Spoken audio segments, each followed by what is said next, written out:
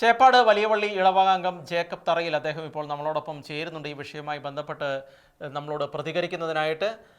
Shri Jacob തറയിൽ, എങ്ങനെയാണ് നമുക്ക് ഇതിനെ മനസ്സിലാക്കാൻ കഴിയുന്നത്? ഇത്രയും വർഷം പഴക്കമുള്ള പാരമ്പര്യമുള്ള ഒരു കുരിശ് ഒരു മുന്നറിയിപ്പുമില്ലാതെ, ഇടവക ജനങ്ങളുടെ ഒരു അനുമതിയുമില്ലാതെ ഒരു സുപ്രഭാതത്തിൽ വന്ന് ബലം പ്രയോഗിച്ച് തകർത്ത് കളഞ്ഞതിന് ശേഷം ഒരു നടപടിയുമില്ലാതെ അങ്ങ് പോകുക എന്ന് പറയുമ്പോൾ നിങ്ങൾ ഇടവക ജനങ്ങൾ എങ്ങനെയാണ് ഇതിനോട് പ്രതികരിക്കുന്നത്? ഞങ്ങളെ സംബന്ധിച്ച് ഇതൊരു വൈകാരിക വിഷയത്തിനേക്കാൾ ഉപരിയായിട്ട് ഇത് ഏറ്റവും കൂടുതൽ ക്രിസ്തീയ സമുദായത്തിനേറ്റ ഒരു അപച്യുതിയായിട്ട് കാണുക. കാരണം 2021 ബഹുമാനപ്പെട്ട കേരള മുഖ്യമന്ത്രി ശ്രീ പിണറായി വിജയൻ അദ്ദേഹം കേരളത്തിലെ പൊതുസമൂഹത്തോട്, അതുപോലെ തന്നെ ഓർത്തഡോക്സ് സഭയോട്, ചേപ്പാട് ഈ ഇടവകയോട് പറഞ്ഞൊരു കാര്യം, അത് രേഖാമൂലം അദ്ദേഹം മാവേലിക്കര മെത്രാപ്പൊലിത്തയ്ക്ക് ഒരു കത്ത് എഴുതിയിരിക്കുകയാണ്. ഒരു കാരണവശാലും ചേപ്പാട് വലിയ പള്ളിയെ ഹൈവേ വികസനവുമായി ബന്ധപ്പെട്ട് യാതൊരു വിധത്തിലുള്ള ബുദ്ധിമുട്ടുകളും ഉണ്ടാക്കത്തില്ല. ഒരു തരി മണ്ണ് പോലും ഹൈവേക്ക് വേണ്ട എന്ന് നാഷണൽ ഹൈവേ അതോറിറ്റി ബഹുമാനപ്പെട്ട ഹൈക്കോടതിയിൽ അഫിഡവിറ്റ് കൊടുത്തിട്ടുണ്ട്.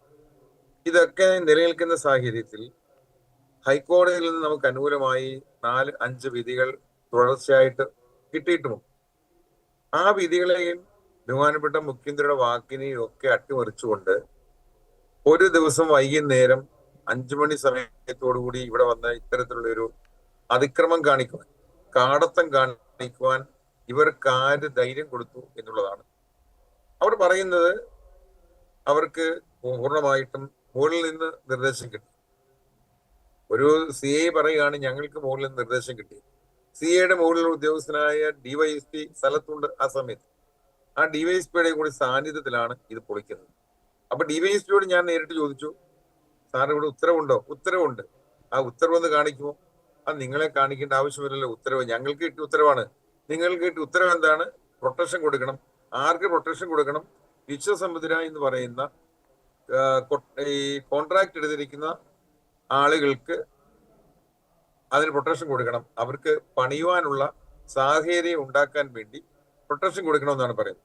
ഈ പണിയാനുള്ള സാഹചര്യം ഈ ചേപ്പാട് വലിയ പള്ളിയുടെ കുരിശടിയും അതിന്റെ മതിലുകളും തകർത്താൽ മാത്രമേ അവർക്ക് ഉണ്ടാകുമായിരുന്നുള്ളൂ.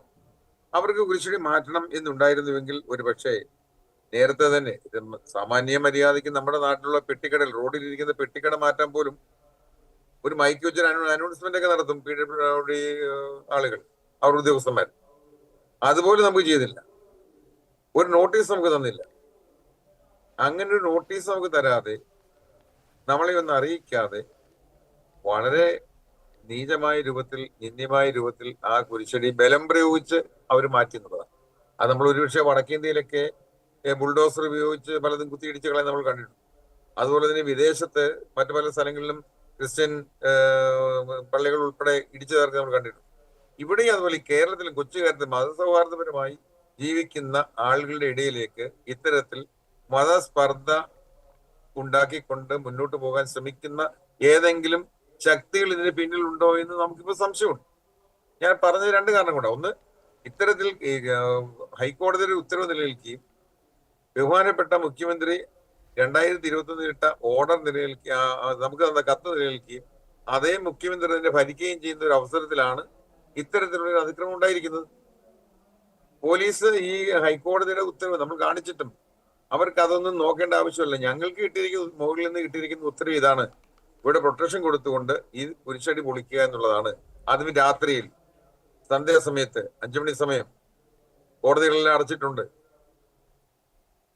അപ്പൊ ആ ഒരു സമയത്ത് വന്ന് ഇവിടെ ഒരു പ്രശ്നം ഉണ്ടായാൽ പോലും ഇവിടുന്ന് പൊക്കിയെടുക്കുന്ന ആളുകളെ, അവര് അറസ്റ്റ് ചെയ്യുന്ന ആളുകൾക്ക് നാളെ ഒരു ജാമ്യം പോലും കിട്ടാതെ അവര് കോടതിയിൽ കൊണ്ട് കാണിക്കാൻ പറ്റാത്തൊരു അവസ്ഥയിലേക്ക് നീങ്ങുന്ന രൂപത്തിലാണ് കാര്യങ്ങൾ പോയത്. എന്തിന് ഇവിടെ ഒരു പ്രശ്നം ഉണ്ടായപ്പോൾ ആരും പോലീസ് നേരെ കൈകാര്യം ചെയ്യാൻ പോയില്ല. പോലീസ് അതിനെ മുദ്രാവാക്യം വിളിച്ചില്ല. അവിടെ ഇതെല്ലാം തകർത്തതിന് ശേഷമാണ് അവിടെ മുദ്രാവാക്യം വിളിയും കാര്യങ്ങളൊക്കെ നടക്കുന്നത്. നിമിഷം തന്നെ ഒരു 10 മിനിറ്റ് കൊണ്ട് 4:50 തുടങ്ങി 5 മണിക്ക് പരിപാടികൾ അവസാനിച്ചു. 3 JCBയും 2 ക്രെയിനും അവിടെ ഉണ്ടായിരുന്നു. വിശ്വാസ സമൂഹം, ചോദിച്ചതിന് ഉത്തരം പറയാണ്, വിശ്വാസ സമൂഹം വൈകാരികമായ വിഷയത്തിനുപരിയായിട്ട് ഒരു ദേശത്തിന്റെ സാംസ്കാരിക പൈതൃകത്തെ തകർത്തു എന്നാണ് ഞങ്ങൾ വിശ്വസിക്കുന്നത്. അതിന് കാരണം കേരള ആർക്കിയോളജിക്കൽ വകുപ്പിൽ നിന്നും അതുപോലെ തന്നെ കേന്ദ്ര ആർക്കിയോളജിക്കൽ വകുപ്പിൽ നിന്നും നമുക്ക് കിട്ടിയിട്ടുള്ള നിർദ്ദേശവും നമുക്ക് കിട്ടിയിട്ടുള്ള അവരുടെ രേഖകളും അവരുടെ പലതരത്തിലുള്ള ഉത്തരവുകളും കൊണ്ട് ഈ 1300 വർഷം പഴക്കമുള്ള കേരളത്തിലെ ഏറ്റവും പുരാതനമായ പള്ളികളിലൊന്നായ ചേപ്പാട് വലിയ പള്ളി, അത് ചുവർ ചിത്രങ്ങൾ കൊണ്ട്, ആ ചുവർ ചിത്രത്തിന്റെ പ്രത്യേകത അറിയാമല്ലോ, മ്യൂറൽ പെയിന്റിംഗ് ആണ്. ആ പച്ചിലകളിൽ നിന്ന് എടുത്തിട്ടുള്ള പെയിന്റ് കൊണ്ട് പെയിന്റ് ചെയ്ത് ഏറ്റവും ആദ്യം മുതൽ മനുഷ്യനുണ്ടായ സമയം തൊട്ടുള്ള ചരിത്രം വേദപുസ്തകത്തിൽ ബൈബിളിൽ വിവരിക്കുന്ന പോലെ അവിടെ ഭിത്തിയിൽ വരച്ചു വെച്ചിരിക്കുകയാണ്. ആ പടങ്ങൾ ഇപ്പോഴും സംരക്ഷിക്കപ്പെട്ടുകൊണ്ടിരിക്കുക. അതിനെ പോലും നശിപ്പിക്കുന്ന രൂപത്തിൽ ഇവിടെ കോൺക്രീറ്റ് തൂണുകൾ സ്ഥാപിച്ചുകൊണ്ട് ഒരു പൊക്കപ്പാത ഉണ്ടാക്കുവാൻ, അത് ഈ കുരിശടി നിൽക്കുന്ന സ്ഥാനത്ത് തന്നെ ഒരു തൂണ് വേണമെന്ന നിർബന്ധ ബുദ്ധിയോടുകൂടി വന്ന് ചെയ്യുമ്പോൾ അതിന്റെ പിന്നിൽ ഒരു അജണ്ട ഇല്ലേ എന്ന് നമ്മൾ സംശയിക്കുകയാണ്. പിന്നെ ഒരു കാര്യം കൂടി അതിന് കൂടെ ചേർത്ത് പറയുകയാണ്, ഇവിടെ ഇങ്ങനെ ഒരു പൊക്കപ്പാത വരുമ്പോൾ എന്തിനു വേണ്ടിയാണ് ഇവിടെ ഒരു ഉയരപ്പാത നിർമ്മിച്ചത്? 500 മീറ്റർ ആണ് ഇതിന് ഉയരപ്പാത നിർമ്മിക്കാൻ വേണ്ടി ഒരു കണ്ടെടുത്ത സ്ഥലം. ഈ 500 മീറ്റർ പൊക്കപ്പാത ഇവിടെ വരുമ്പോൾ ഇവിടെ 3 പള്ളികൾ ഉണ്ടായിരുന്നു. ഒരു കത്തോലിക്ക പള്ളിയുണ്ട്, ചെറിയ ഇടവക ആണ്. ഒരു മർത്തോമ പള്ളിയുണ്ട്. അതിന് ശേഷമുള്ള ഒരു പള്ളിയാണ് ഓർത്തഡോക്സ് പള്ളി. ഈ മർത്തോമ പള്ളിയും ഓർത്തഡോക്സ് പള്ളിയും ഹൈവേയുടെ കിഴക്കുവശമായിരുന്നു. കത്തോലിക്ക പള്ളി ഹൈവേയുടെ പടിഞ്ഞാറ് വശമാണ്. ഈ 3 പള്ളികളെയും സംരക്ഷിക്കുക എന്നുള്ള ഉദ്ദേശത്തോടു കൂടിയാണ് അവർ പൊക്കപ്പാത കൊണ്ടുവന്നതെന്ന് പറയുന്നു. 32 ദിവസം ഓർത്തഡോക്സ് സഭയിലെ അംഗങ്ങൾ നിരന്തരമായി സമരം ചെയ്തതിന്റെ ഫലമായിട്ടാണ്, നിരാഹാരം കിടന്നതിന്റെ ഫലമായിട്ടാണ് ഒരു ചർച്ചയിലൂടെ കേന്ദ്ര ഗവൺമെന്റ് ഈ ഒരു നയത്തിലേക്ക് അവർ മാറിയത്. അപ്പൊ അങ്ങനെ ഒരു പൊക്കപ്പാത വന്നപ്പോൾ ഈ പള്ളിയെ സംരക്ഷിക്കുവാൻ യഥാർത്ഥത്തിൽ അവർക്ക് ബാധ്യതയുണ്ടായിരുന്നു. ഗവൺമെന്റ് അല്ലെങ്കിൽ NHAI 800 കോടി രൂപയാണ് ആ പൊക്കപ്പാതയ്ക്ക് വേണ്ടി മാറ്റിവെച്ചത്. ഇവിടുത്തെ പൈതൃകമുള്ള ഏറ്റവും പുരാതനമായ ചേപ്പാട് വലിയ പള്ളിയെ സംരക്ഷിക്കുക എന്നുള്ള പ്രധാനമായ ഉദ്ദേശത്തോടു കൂടിയാണ് ആ പൊക്കപ്പാത നിർമ്മിക്കാൻ ഗവൺമെന്റ് കരാർ കൊടുക്കുകയും ചെയ്തത്. മറ്റ് 2 പള്ളികളും ഗവൺമെന്റിൽ നിന്ന് അവർക്ക് കിട്ടേണ്ടതായ ആനുകൂല്യങ്ങൾ, ഈ പള്ളി അവരുടെ പള്ളിയുടെ ഭാഗം പോകുന്നതനുസരിച്ചുള്ള ഭാഗങ്ങൾ അവർ ആനുകൂല്യം മേടിച്ചുകൊണ്ട് അവരുടെ പള്ളിയുടെ മതിലും അതിന്റെ ചില ഭാഗങ്ങളൊക്കെ വിട്ടുകൊടുത്തു.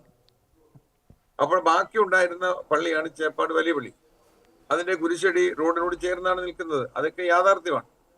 പക്ഷേ അവിടെ ഉണ്ടാകുന്ന ആ ഒരു ചെറിയ ഒരു അലൈൻമെന്റിലെ വ്യത്യാസം, ആ വ്യത്യാസം കൃത്യമായി NHAI കേന്ദ്ര ഗവൺമെന്റിന് കൊടുത്തിട്ടുണ്ടോ? അതല്ല എങ്കിൽ കേന്ദ്ര ഗവൺമെന്റിൽ കൊടുത്തിരിക്കുന്ന അലൈൻമെന്റ് അല്ല അവരിവിടെ കോൺട്രാക്ടുകാർക്ക് കൊടുത്തിട്ടുള്ളത്. എവിടെ ഒരു തെറ്റ് കോൺട്രാക്ടുകാർക്കും NHAIക്കും സംഭവിച്ചിട്ടുണ്ട്. അത് മറച്ചു വെക്കാൻ വേണ്ടിയാണ്, കോൺട്രാക്ടർക്ക് ഇനി ഉണ്ടാകുന്ന നഷ്ടങ്ങൾ ഇല്ലാതാക്കുവാൻ വേണ്ടി അവര് ഏറ്റെടുത്തിരിക്കുന്ന ഒരു ദൗത്യമാണോ ഇത് എന്ന് ഞങ്ങൾ സംശയിക്കുന്നുണ്ട്. കാരണം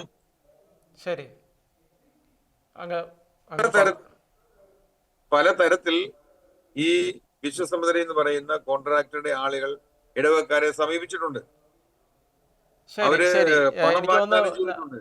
തീർച്ചയായിട്ടും വരും ദിവസങ്ങളിലും സമയപരിമിതി മൂലമാണ്, തീർച്ചയായും വരും ദിവസങ്ങളിൽ നമുക്ക് ഇതിനെക്കുറിച്ച് ചർച്ച ചെയ്യേണ്ടതുണ്ട്. എന്താണെങ്കിലും ഈ അടുത്ത ദിവസങ്ങളിൽ തന്നെയാണ് ഇതുപോലെ ഒരു സ്കൂളിൽ കയറി ഇതുപോലെ അക്രമം നടത്തുന്നു, അതുകൂടാതെ ഒരു കുരിശ് പൊളിച്ചു മാറ്റുന്നു, ഒരു ഉത്തരവാദിത്വമില്ലാത്ത രീതിയിൽ കുരിശ് പൊളിച്ചു മാറ്റുന്ന സമയം, ഇങ്ങനെ നിരന്തരമായി ക്രൈസ്തവർക്കെതിരെ ഭീഷണി ഉയർത്തുന്ന സാഹചര്യം തന്നെയാണ് ഇപ്പോൾ സംസ്ഥാനത്ത് നിലനിൽക്കുന്നത്. വരും ദിവസങ്ങളിലും തീർച്ചയായിട്ടും ഇത് നമ്മൾ ചർച്ച ചെയ്യപ്പെടേണ്ട വിഷയം തന്നെയാണ്.